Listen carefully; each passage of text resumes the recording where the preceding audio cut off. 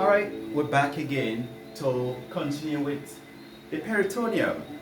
Alright, so now we want to talk about the peritoneal formation. What does that mean? It means that when you go into the abdominal cavity, you take a knife and you go through all the way, you would see that the abdominal cavity or the abdominal pelvic cavity has been thrown into compartments. And this is possible because of the peritoneal lining. So we have the parietal peritoneum that is lining the abdominal wall, the inside surface of the abdominal wall, and the visceral peritoneum. Now what happens is that these visceral peritoneum are something happens before an organ is completely invested by a peritoneum. It means that the peritoneum have to drive away from the abdominal wall to reach the organ. Therefore, they form something we call mesentery.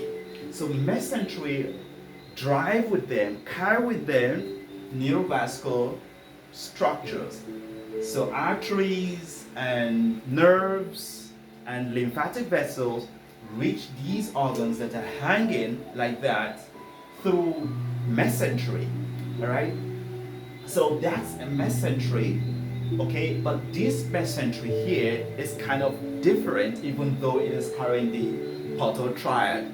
That is your hepatogastric or the hepatoduodenal ligament. Now we're going to see another diagram on the other side that is going to help us to understand what this diagram is all about. So let us take this diagram, all right? That's the other diagram we need to see. That's the umbilicus. And of course, you have that, right? So let's see what this is going to give us. Let's see what that is going to be. Now we know we have the diaphragm there. That's the diaphragm. And of course, the liver is right there, covering all the space. Like that, that's your liver. And of course you have the falciform ligament that is attaching the liver to the anterior abdominal wall. So I'm going to use a different color to show that. That's the falciform ligament that divided the liver into the right and left lobe primarily. And we also know that the stomach, right, the stomach is dropping from the diaphragm, and then the stomach is right under the liver, cover of the liver. So that portion of the stomach, that's the stomach, all right? Okay, so we have that as our stomach, and lesser curvature and greater curvature. That's the duodenum. That's the greater curvature, the lesser curvature of the stomach. Okay?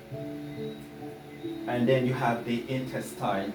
Of course, we're going to represent here our transverse colon. So that's your transverse colon. Alright, so let's represent that's the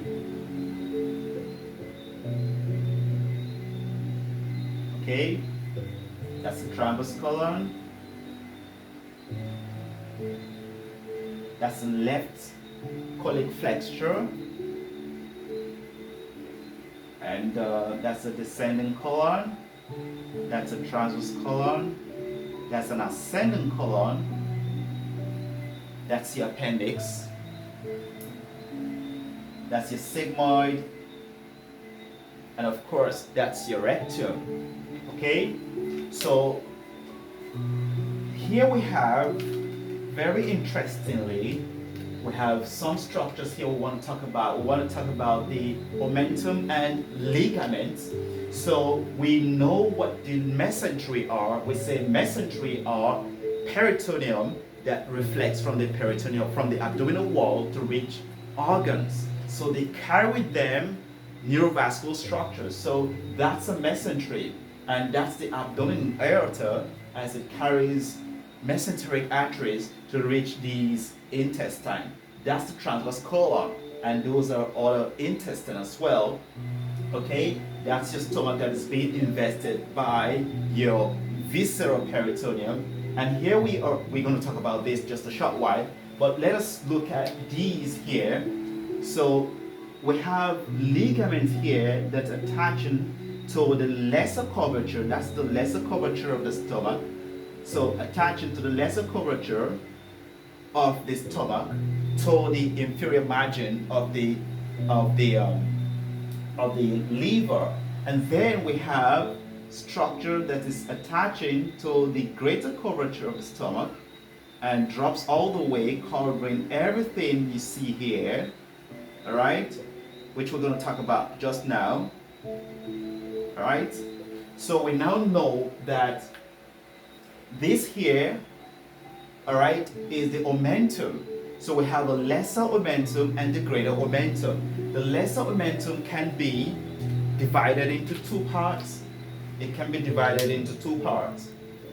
So it can be divided into this part here that is attaching the lesser curvature of the gastric region to the liver is called the gastrohepatic ligament or the hepatogastric ligament. And this other part that is attaching this portion of your duodenum to the liver, it is called the hepatoduodenal ligament. So the hepatoduodenal ligament, which is this portion here, okay, is what carries the portal triad. And that is where you have an arrow going through. So you have the opening there called the epiploic foramen of Winslow. So both the hepatoduodenal ligament and the gastrohepatic ligament or the hepatogastric ligament both form the lesser omentum. How about the greater omentum? The greater omentum is a four-layer omentum. Is a four-layer omentum, a four-layer peritoneum that drops from the greater curvature of the stomach like an apron. And I'm going to use this as an example, people. I want you to see this as an example. Now, don't worry about this. Most important thing is that you understand what we're talking about. As a surgeon, you really need to have in your mind's eye where structures are and what they are in anatomy. For you to understand it, you need everything around your disposal as teaching aids. Now, this piece of cloth here is double layer. That's my peritoneum. Already it is double layer. Now I put it over my neck like this. I put it over my neck like this. And I want you all to listen carefully and watch me how I do my thing. So this is the greater curvature of the stomach already. That's the greater curvature of the stomach. And I already have a double layer of peritoneum. This is a fat-laden double layer of peritoneum. It drops down like an apron. Okay, so that's the free edge. However, as it drops down, it reflects backward. So it reflects backward and hooks just right under the transverse mesocolon. Sorry, it hooks right under the transverse colon. All right, that's it. It hooks under the transverse colon. So we have now not just double, but a four layer. So that is 1, that's 2, that's 3, and that is 4. As it hangs right there behind the stomach, that's the transverse mesocolon. These are 2 layers of peritoneum, and then it drops and begins to travel all the way to the back, and where it hooks onto the transverse colon, it becomes 4 layer. All right, and I hope that really make you to understand what the greater omentum is. So the greater omentum drops down like an apron, and it's a 4-layer structure. It's a fat little structure, right? Now, there are some ligaments that we need to talk about here, and some of these ligaments we just talked about 2. We have here the hepatoduodenal ligament, the hepatogastric ligament, both form the lesser curvature, all right, the lesser omentum. And then we have other ligaments that is attaching the left transverse colon, the left side of the transverse colon, all right, to the spleen around there. So we can call it the phrenicle, or to the duodenum, or it's called the phrenicle colic ligament. And then we have some other ligaments like the gastrosplenic ligament. We talked about that before, and the splenorenal ligament. We also talked about that before. But those are not things we need to hammer on. What we really need to hammer on is the difference between the lesser and the greater sac. The lesser and the greater sac, and the omental bursa. What is the omental bursa? Now, this portion here, as soon as you open the abdomen, in laparotomy, you are in the greater sac. That's where you are. As soon as I cut through, I am in the greater sac. So this is the greater sac. Alright, that's your greater sac. Okay? Now, if I put my hand through the epiploic foramen, I have just traveled into the lesser sac. So the lesser sac is posterior to the portotriad, or the hepatogastric ligament and the hepatoduodenal ligament. Just right behind there is the lesser sac, and it extends all the way from the back here, all the way down. That's the lesser sac. So the lesser sac has two portions. It has a superior recess of omental bursa.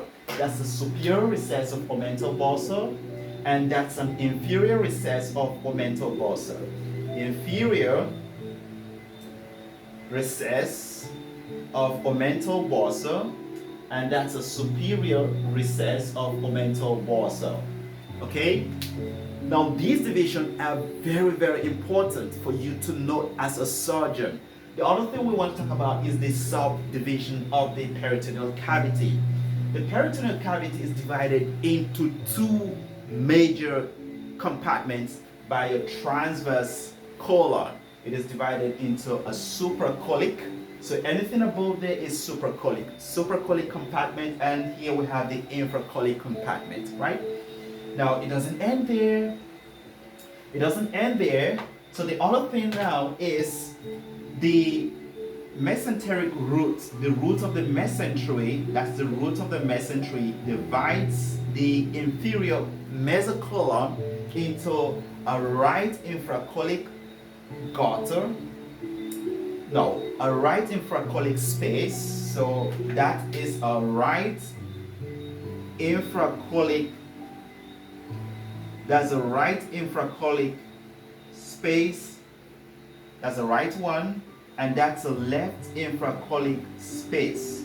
So this portion here is a left infracolic space, and this is the right infracolic space. It is divided into two by the mesenteric root, the root of the mesentery that is joining the intestine together. However, we have space between the ascending and descending colon. We have spaces, and that space are the right and left paracolic gutters. The right and left paracolic gutters. And I hope these help you to understand this. It is important when you go into surgery, especially abdominal stroke surgery, you know this compartment very, very well. Now, some clinical application of this, clinical anatomy of this, is what we call adhesions and adhesiotomy. What is adhesions? Adhere, of course, that is what it is. So sometimes the omentum, when you had past surgery, you have a history of a past surgery, you have a laparotomy, there is a scar that is formed on the omentum, and the omentum will have to heal. Now, when heal, fibers or fibrin is being produced, healing process taking place, scar is being produced. Now, this scar will adhere against either the parietal peritoneum, or it will adhere against some organs, the visceral peritoneum. And what happens in this sense is that it may prevent proper peristaltic movement, and that can also lead to intestinal obstruction. So what we do is to do what we call adhesiotomy to release the adhesions. So that is what and much we can take for now. Thank you very much.